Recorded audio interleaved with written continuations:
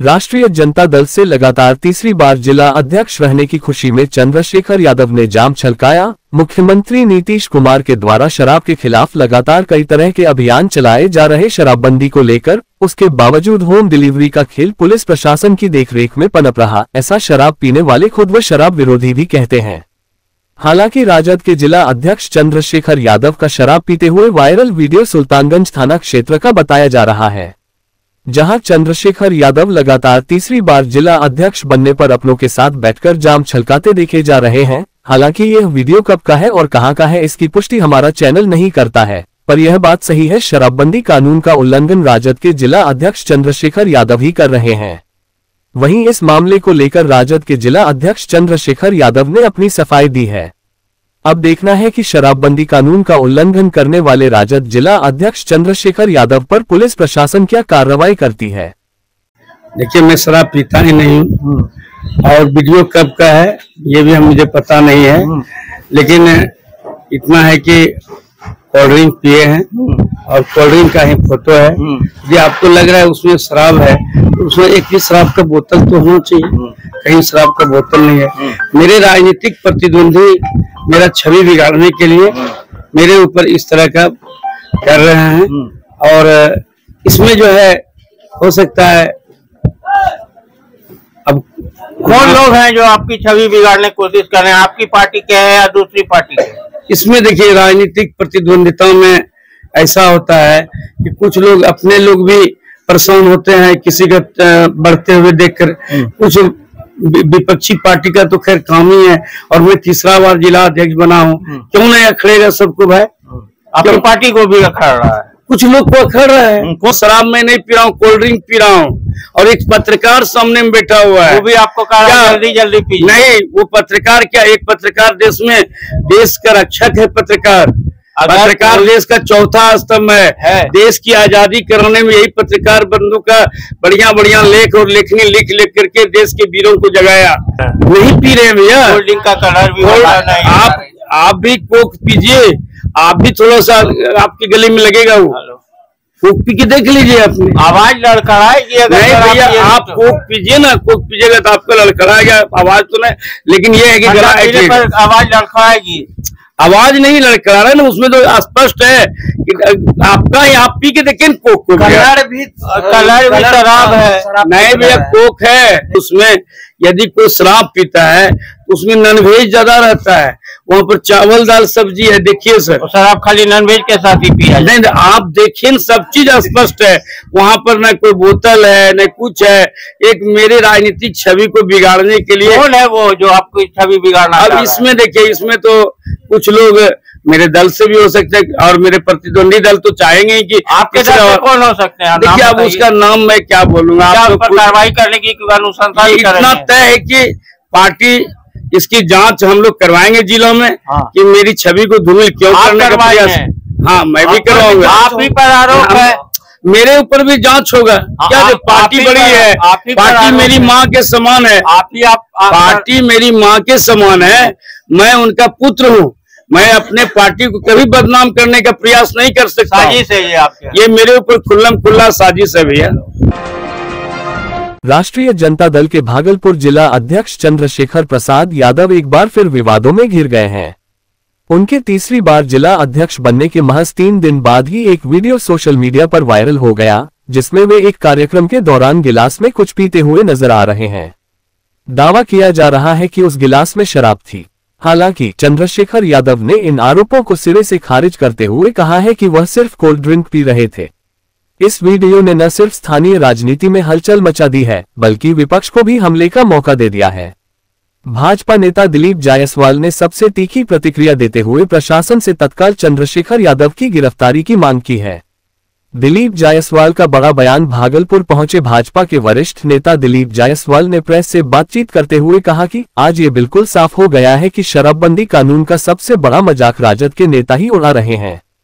यह मनमानी लालू परिवार से ही चली आ रही है और अब चंद्रशेखर यादव ने इसे पूरी तरह शर्मसार कर दिया है। मैं प्रशासन से मांग करता हूं कि उन्हें तुरंत गिरफ्तार किया जाए।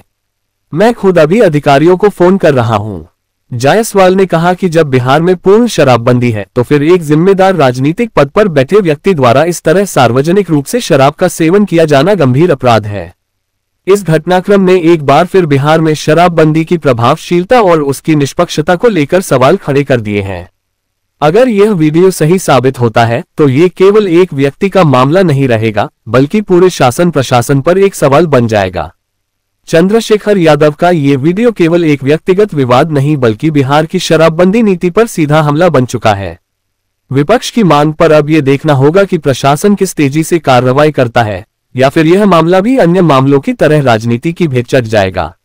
वीडियो वायरल हुआ है, ये जो हमारे प्रतिपक्ष के नेता हैं श्री तेजस्वी यादव और लालू यादव जी, उनको एक बार सोचना चाहिए कि आज तक जो वो एनडीए सरकार पर या नीतीश कुमार जी पर आरोप प्रत्यारोप टीका टिप्पणी करते हैं, आज उनको शर्म आ गया होगा कि इस तरह की हरकत कौन कर रहे हैं। मैं बार बार बोल रहा हूँ कि राष्ट्रीय जनता दल ने ही इस तरह का संस्कार बिहार में लाया है, इसलिए मैं फादर ऑफ क्राइम बोलता हूँ, क्योंकि लालू जी का जो संस्कार दिया हुआ है बिहार को, आज वही अपराध भी हो रहा है और वही शराब भी ला रहा है। ये शराब लाने वाला कौन है, आज प्रतिपक्ष के नेता का आंख खुल गया, और अपराध करने वाला कौन है वो भी प्रतिपक्ष के नेता को सोचना चाहिए।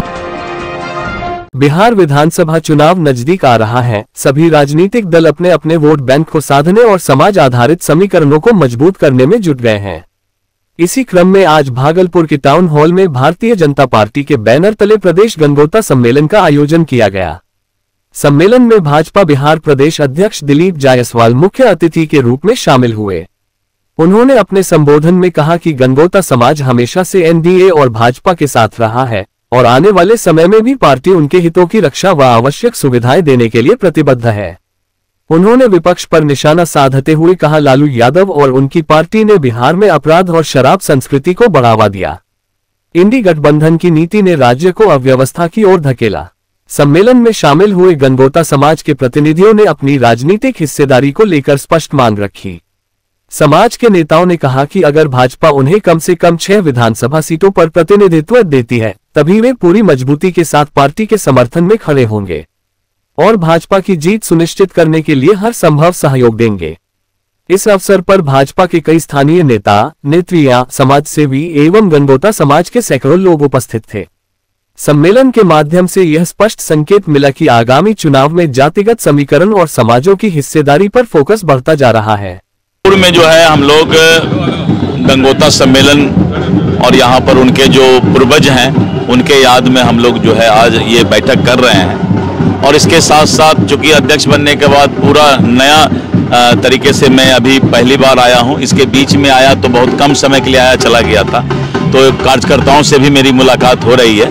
पूरे बिहार में एनडीए और भारतीय जनता पार्टी जो है एक एक मतदाता के दिल में समाया हुआ है और विकसित बिहार का सपना को पूरा करने के लिए मोदी जी और नीतीश कुमार के नेतृत्व में बिहार आगे बढ़ेगा।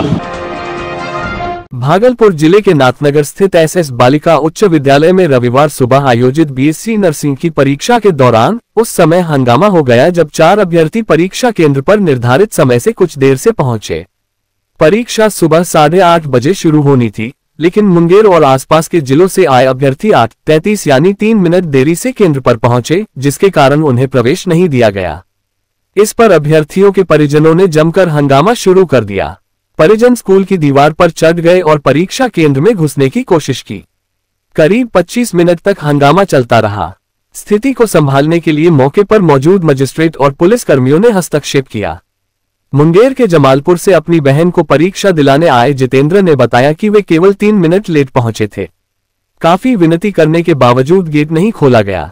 जब परिजनों ने विरोध शुरू किया तो पुलिसकर्मियों ने गाली गलौज शुरू कर दी। उन्होंने आरोप लगाया कि अगर हमने अपराध किया है तो जेल भेज दे, लेकिन गाली मत दे। अंततः अधिकारियों के हस्तक्षेप के बाद सुबह 8:45 बजे सभी अभ्यर्थियों को परीक्षा हॉल में प्रवेश की अनुमति दिया गया। सर 8:33 में गेट हुआ। 3 मिनट का होता है ना। 4 लड़की थी ना, मोटा मोटी 4 रिक्वेस्ट किया जाएगा, बहुत खोल रहा है। ऐसा टाइम देख लीजिए, अगर लेट हो जाता है टाइम तो आप हटा दीजिएगा। 3 मिनट को बड़ा अपराध नहीं है, ठीक ना। ये खोलते खालते घुसते घुसते गेट लगा दिया इन्होंने। बहुत रिक्वेस्ट किया, इन्होंने धमकी दिया, गाली दिया पुलिस वाले ने।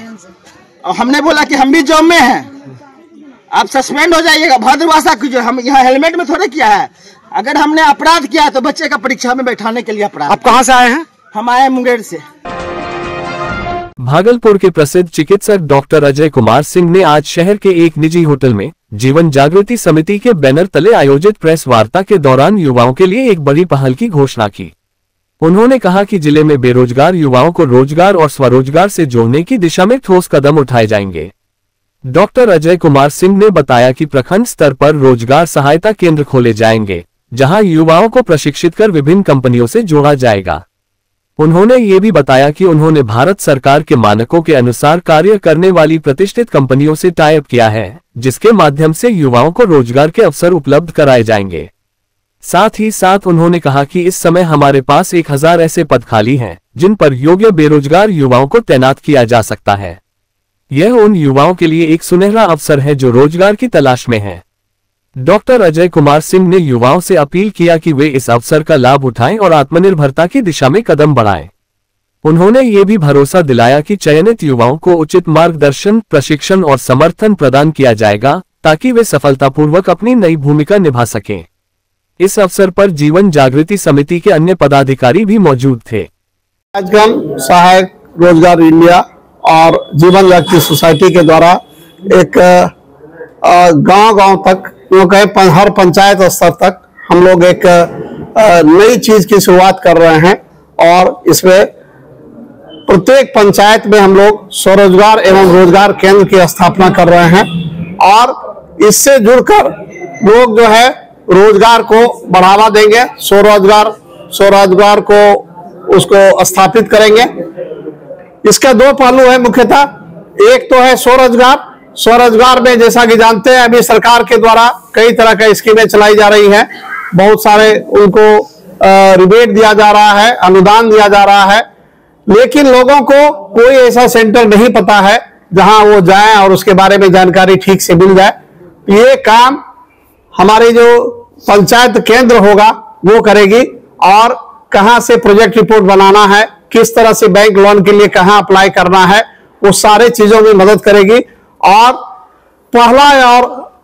पहला और सबसे प्राथमिक उद्देश्य यही है कि घर घर में रोजगार हो और किसी तरह का किसी को भूखमरी की स्थिति नहीं हो, और इसके लिए स्वरोजगार को हम लोग बढ़ावा देंगे ताकि पलायन रुके और यहाँ के युवा अपने घर में अपने माता पिता के साथ, अपने परिवार के साथ जीवन यापन करें। किस प्रकार?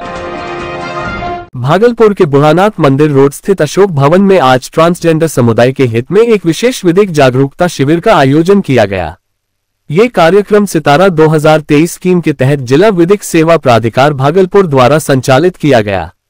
इस शिविर की मुख्य संचालिका सब जज सह सचिव रंजीता कुमारी रहीं। शिविर में ट्रांसजेंडर व्यक्तियों को उनके कानूनी अधिकारों एवं सितारा स्कीम से जुड़े लाभों की जानकारी पैनल अधिवक्ता वंदना भारती और para legal volunteer Shubham Kumar द्वारा दी गई। कार्यक्रम में ट्रांसजेंडर समिति की सदस्य कोमल, अंजलि एवं पायल की विशेष सहभागिता रही, जिन्होंने समुदाय की भावनाओं और आवश्यकताओं को सामने रखा। शिविर के अंत में जिला विधिक सेवा प्राधिकार के सचिव एवं अधिवक्ताओं द्वारा ट्रांसजेंडर प्रतिभागियों को अंग, वस्त्र और पौधे देकर सम्मानित किया गया, जो सामाजिक समरसता और पर्यावरण चेतना का संदेश भी देता है। यह आयोजन ट्रांसजेंडर समुदाय के अधिकारों को सशक्त करने और उन्हें मुख्यधारा से जोड़ने की दिशा में एक महत्वपूर्ण कदम माना जा रहा है। विधिक जागरूकता का ये जो लीगल अवेयरनेस कैंप जो लगते हैं हमारे यहाँ, ये DLSA के बैनर तरह लगते हैं, जो बालसा के डायरेक्शन पे काम होता है, जहाँ पे हम समाज से जो भी पिछड़े वर्ग हैं, पुरुष हैं, जो बच्चे हैं, डिसेबल्ड बच्चे हैं, ऐसे बच्चे जिनका रोड साइड रहते हैं, स्ट्रीट साइड रहते हैं, जिनका आधार कार्ड नहीं बने, जो शिक्षा से नहीं जुड़े हुए हैं, या फिर ऐसे जो भी पिछड़े वर्ग के लोग हैं हमारे समाज में, उनको आगे लाना और उनको रिहेबिलिटेट करना, उनको समाज के मेन स्ट्रीम से जोड़ना ही हमारा उद्देश्य है। अभी आज का जो प्रोग्राम है हमारा वो ट्रांसजेंडर प्रोटेक्शन एक्ट 2019 जो है उसके तहत सितारा एक कैंपेन चलाया जा रहा है। बालसा का प्रोग्राम है सितारा, जिसका फुल फॉर्म है scheme for integration of transgender persons and their rehabilitation and providing access to justice। एक 2023 का एक प्रोग्राम है जिसमें गालसा ने के डायरेक्शन में, गालसा मतलब हर डिस्ट्रिक्ट में ये प्रोग्राम चलता है, जहाँ पे हम एक अवेयरनेस कैंप लगाते हैं और हम जो भी ट्रांसजेंडर पर्सन है उनको ये बताते हैं कि हम आपके पास एक्सेस टू जस्टिस है, मतलब हम आपके साथ हैं। आपको अगर शिक्षा से, इनको शिक्षा से जोड़ना हुआ, इनका आधार कार्ड नहीं बना है तो आधार कार्ड कैसे बनेगा, इनको और भी जो कानूनी सहायता चाहिए या फिर इनके साथ ये अगर पढ़ना चाहते हैं तो इनको हम पढ़ाई से कैसे जोड़ें। सबसे बड़ी बात कि रिहैबिलिटेशन, मतलब ये रिहैबिलिटेट कैसे हो, हमारे साथ बिल्कुल हमारी तरह सोसाइटी के मेन स्ट्रीम में जुड़े। हमको बहुत अच्छा लगा। हमको सबसे ज्यादा खुशी ये हुआ कि हमको आगे बढ़ना चाहते हैं। जिस समाज में कोई हमको देखना नहीं चाहता है, जैसे घीन मानते हैं, बोलता है कि डांसर है, ये है, वो है, ट्रांसजेंडर है, इसको अच्छा नहीं लगता है। हम लोग गाँव में नहीं रहते हैं, हम लोग किराया के रूम पे रह के रहते हैं। हम लोग पढ़ नहीं पाए बचपन से, हम लोग सोचते कुछ पढ़े, कुछ हम लोग भी आगे करें ताकि लोगों को भी अच्छा करें। जैसे आप लोग भूल के जीते हैं, हम लोग वैसे जीना चाहते हैं। मैम आए बताएं कि हम आप लोग के साथ में, हमको बहुत खुशी हुई। मुजाहिदपुर थाना क्षेत्र में सिकंदरपुर अहमद अली लेन में नीट पास एक छात्र ने फांसी लगाकर आत्महत्या कर ली। मृतक की पहचान 8 वर्षीय अंश उर्फ तनिष्क कुमार एक के रूप में हुई है। वह रेलकर्मी अमित रंजन का पुत्र था, जिनकी पोस्टिंग जमालपुर में है। घटना के वक्त अंश घर में अकेला था।